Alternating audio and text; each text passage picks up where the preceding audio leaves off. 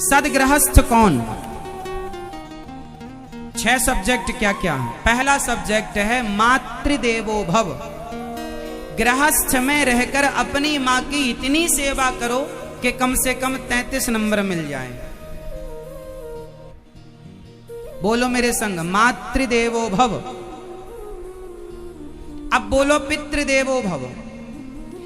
अपने पिता की इतनी सेवा कर लो कि कम से कम 33 नंबर मिल जाए पिता की। लेकिन आजकल तो तुम्हारी शादी होती है, पहले ही अपने मां बाप को छोड़ के चले जाते हो।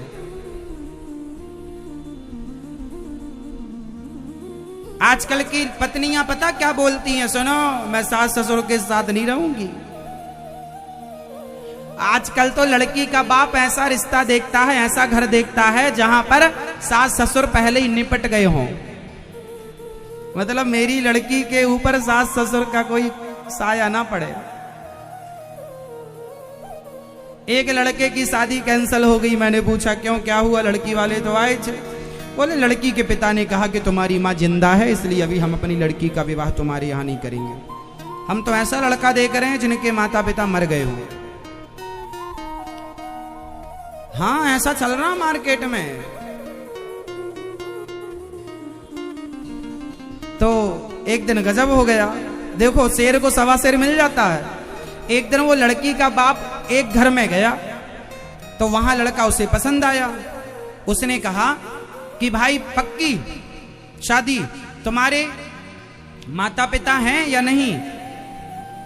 लड़के ने कहा नहीं मेरे माता पिता तो नहीं हैं, गुजर गए। तो लड़की के पिता ने कहा फिर तुमसे शादी पक्की, अब हमारी बेटी का विवाह तुमसे करेंगे क्योंकि तुम्हारे माँ बाप नहीं हैं। तो लड़का थोड़ा दुखी होकर बोला कि वो तो आप ठीक है, आपको मैं पसंद आया, लेकिन मुझे आप पसंद नहीं आए और आपकी लड़की भी पसंद नहीं आई। क्यों बेटा क्या है। हमारी लड़की बहुत पढ़ी लिखी है, सरकारी जॉब में है, क्या कमी है। उस लड़के ने कहा कि मेरे माता पिता नहीं है इसलिए आप मेरे से विवाह कर रहे हैं, पर मैंने भी एक संकल्प लिया है कि मैं उस लड़की से विवाह करूंगा जिसके माँ बाप नहीं होंगे, पर आप तो हैं।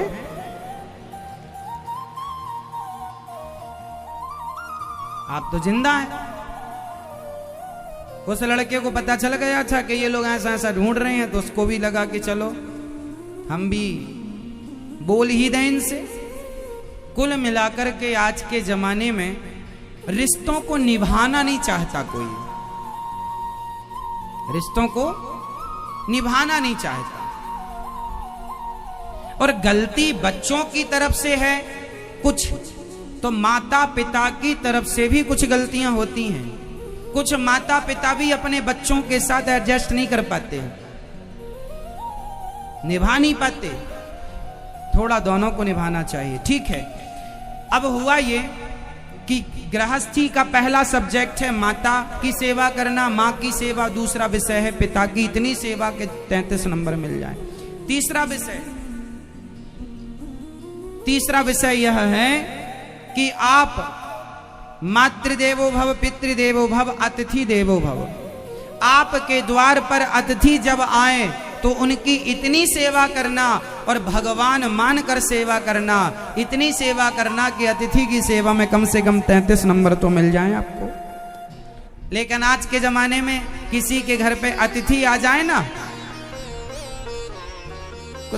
तो कुछ माताओं का ना सिर चढ़ जाता है, आ गए खाने के लिए।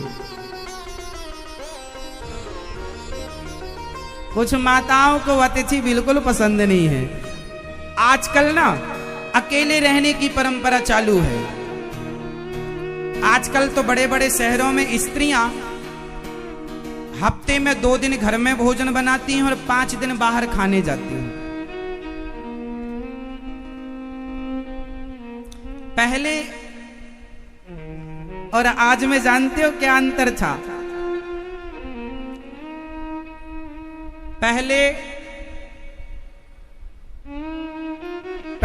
खाते घर में थे। पहले के जमाने में खाते घर में थे और निकालने बाहर जाते थे। और आज के जमाने में निकालते घर में हैं, खाने बाहर जाते हैं। उल्टा हो रहा है, हाँ या ना? पहले के लोग बाहर नहीं खाते थे, घर में। अरे पता नहीं बनाने वाला कैसे बना रहा है, इतनी गर्मी पड़ रही है साहब, पसीना टपके जा रहा है, और तुम पानी पूरी मस्त खा रहे हो, पसीना टपक रहा, तभी तो ज्यादा खारी खारी लग रही है इस समय। पसीना चू रहा है, टपक रहा है, और तुम्हें बाजार का खाना है। घर में क्यों नहीं खाना? अच्छा बनाओ, अच्छा खाओ, भोग लगा कर खाओ भगवान जी का। 100 में से 95% लोग आजकल गुटखा खाते हैं, हाँ या ना? नहीं, आप नहीं खाते, गुटखा खाते 95%। और जो पुरुष गुटखा खाता हो तो आप जरा उसके सामने खड़े हो जाना और बात करना, तो उसके अंदर की 4-6 सुपारी के कण उचट के तुम्हारे मुंह में लग जाएंगे। गुटखा खाने वाला जब बात करता है ना, तो तुम्हारा मुंह भी बिल्कुल गीला कर देगा, उसकी सुपारी गुटखा उचट उचट के तुम्हारे मुंह में लगेगा। इसलिए हम गुटखा खाम तो दूर से ही बात करते हैं, इतनी दूरी कम से कम निकले तो हमारे मुंह तक तो ना आए राक्षस का सब कचरा, है ना मेरी मां? गुटखा, अब सोचो कि तुम जहां होटल में खाने जाती हो, 5 स्टार हो चाहे 7 स्टार हो, वहां बनाने वाले सात्विक तो होंगे नहीं। बड़ी बड़ी होटलों में जिस कढ़ाई में वो मटन पकाते होंगे, उसी में तुम्हारे लिए भी पका के दे देते होंगे। वेज नॉन वेज दोनों बनता है वहां, किस पात्र में तुम्हारे लिए बनाया। इसलिए गुटखा खाने वाले लोग भोजन बना रहे हैं, उन्हें भी लगा थूकने बाहर क्यों जाए, सब्जी में थूक दें। क्यों नहीं हो रहा है ऐसा? कितने वीडियो YouTube पर अपन लोगों ने देखे, कोई कैसे थूक लगा रहा है, कोई थूक रहा है। बाजार की चीजें खाओगे तो यही खाओगे।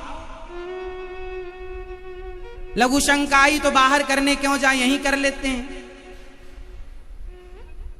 ये सब तुम खा रहे हो।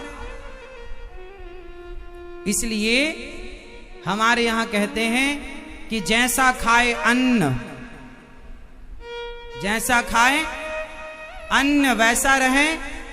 अन्न से मन का संबंध है। आप अच्छा अन्न खाओगे तो मन अच्छा होगा, बुद्धि अच्छी होगी, विचार अच्छे होंगे। आप गलत अन्न खाओगे, मन गलत होगा, बुद्धि। आज मन गलत क्यों है? पहले इतना गलत नहीं था मन, क्योंकि पहले का आहार विहार शुद्ध था, खान पान शुद्ध था। पहले के लोग भोजन बनाते, तुलसी का पत्ता डालते, भोग लगाते, फिर प्रसाद खाते थे। भगवान जी को भोग लगा के क्या खाते थे? प्रसाद। आज प्रसाद कौन खा रहा? गंदगी खा रहे हैं। मैंने सुना कि जो आप लोग ये चाउमीन इत्यादि खाते हैं, जो मैगी इत्यादि है, मैगी आप लोग खाते हैं, ये मैदा की बनती है। और मैंने सुना जो अपने राजीव दीक्षित जी हैं, उन्होंने इन सब पे बड़ी बात कही। उन्होंने कहा कि ये सब सुअर के मांस, सुअर का जो मांस होता है, उनके सुअर का जो मांस होता है, उस कुछ विधि है, मांस से गुजारना पड़ता है इनको, तब जाकर के ये ऐसी होती हैं। तो कुछ ना कुछ मांस तो विदेशी चीजें हैं, और विदेश में तो सुअर का मांस खाते हैं, वहां तो कॉमन है। और ये मैगी इत्यादि सब विदेशी प्रोडक्ट है, भारतीय खाना नहीं है। ये मैगी इत्यादि, चाउमीन, बर्गर, ये भारतीय भोजन नहीं है। अब विदेशी है तो स्वाभाविक है कि वहां के हिसाब ढंग से वैसे ही बनता होगा, क्योंकि वहां तो सब कुछ मांसाहारी है। अब वो भारत में आप लोग खा रहे हैं। अरे भारत के लोगों का खान पान अलग है, विदेशी खान पान अलग है। वहां का खाना यहां सेट नहीं होता। हम भारतीय लोग हैं, हमारे यहां शुद्ध भोजन है, शुद्ध। तो आज से कितने लोग शुद्ध खाने पीने की कोशिश करेंगे? शुद्ध आहार। कितने लोग शुद्ध खाएंगे? क्या खाओगे? गुटखा?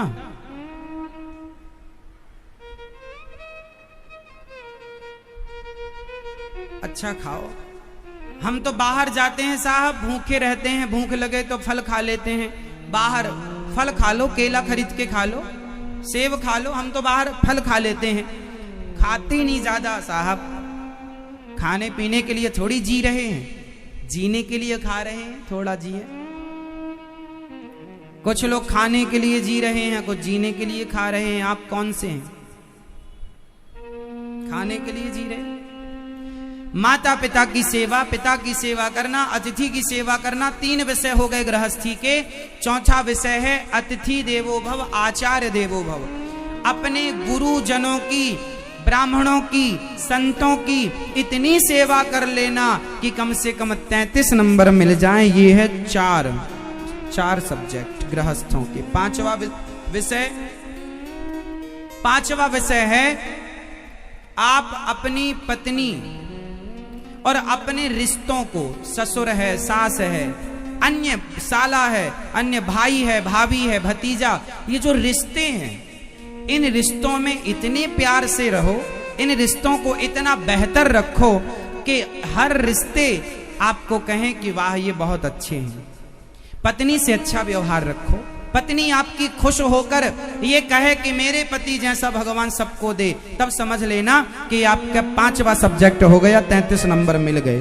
अब पत्नियां भी पति से इतना प्रेम और इतनी सेवा करें कि वो भी कह दे कि मेरी पत्नी जैसी सबको दे। पर पति लोग ऐसा कहते कम है, क्यों? पत्नी बेचारी कहती रहती मेरे पति जैसा सबको दे भगवान, मेरे पति नहीं कहते ज्यादा मेरी पत्नी जैसी सबको दे। जो कहते हैं वो अच्छे हैं, तब आप लोग कह दिया करो। आप कहते हैं कि नहीं मेरी पत्नी जैसी भगवान सबको अच्छी है ये मैया? हैं? आप अगले जन्म में इनको फिर से चाहेंगे पत्नी के रूप में? मैया पति कौन सा चाहिए आपको? यही 7 जन्म के लिए, और 8वें जन्म में फिर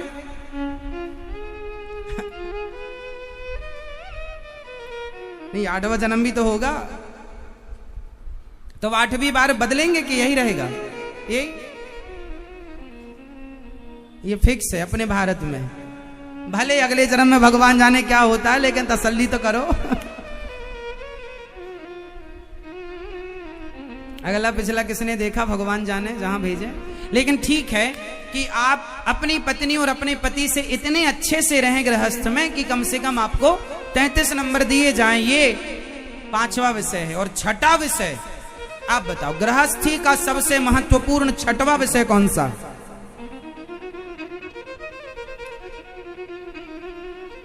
अपने बच्चों को इतना अच्छा संस्कार दो, इतना अच्छा संस्कार दो, अपने बच्चों को भगवान से जोड़ दो, संस्कारों से जोड़ दो, अपनी संस्कृति से जोड़ दो कि ईमानदारी से कमा कर खाएं, बेईमानी ना करें।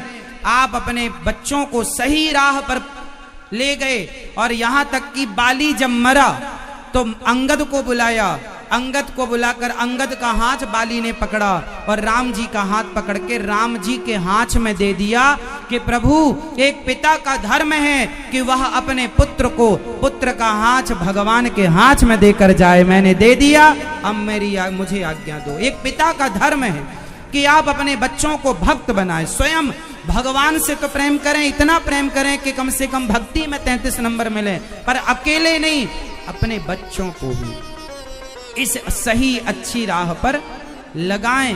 ये 6ठा विषय है। ये गृहस्थी में यदि आपने इन 6 को मेंटेन किया तब तो आप सदगृहस्थ हैं, और आपने केवल पत्नी को लिया और फरार हो गए तो सदगृहस्थ नहीं है।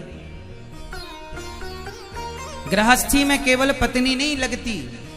अच्छा एक बात बताओ, जगन्नाथ भगवान की अभी रथ यात्रा निकली कुछ दिन पहले, आप लोगों ने टीवी पर, मोबाइल पर दर्शन भगवान जी का किया होगा। बताओ, रथ यात्रा पर रथ को खींचने वाले लोग कितने थे?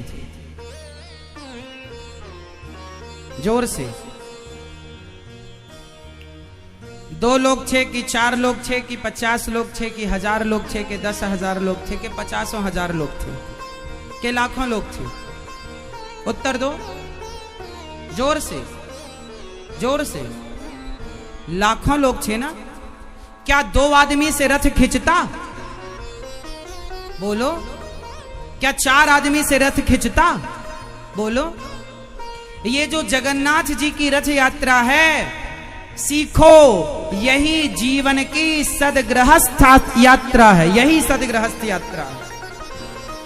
जैसे रथ को खींचने के लिए केवल 4 नहीं, हजारों चाहिए, उसी तरह गृहस्थी के रथ को चलाने के लिए पति पत्नी बेटा और बेटी सिर्फ 4 नहीं, बल्कि समाज परिवार संसार ये पूरा सब चाहिए। परिवार चाहिए, परिकर सब मिल जाएं तब रिश्ते चलते हैं। सब केवल पति पत्नी से ही काम नहीं होता, समाज में रहोगे तो समाज के लोग भी चाहिए, परिवार के लोग भी चाहिए। समाज में रहना है तो समाजी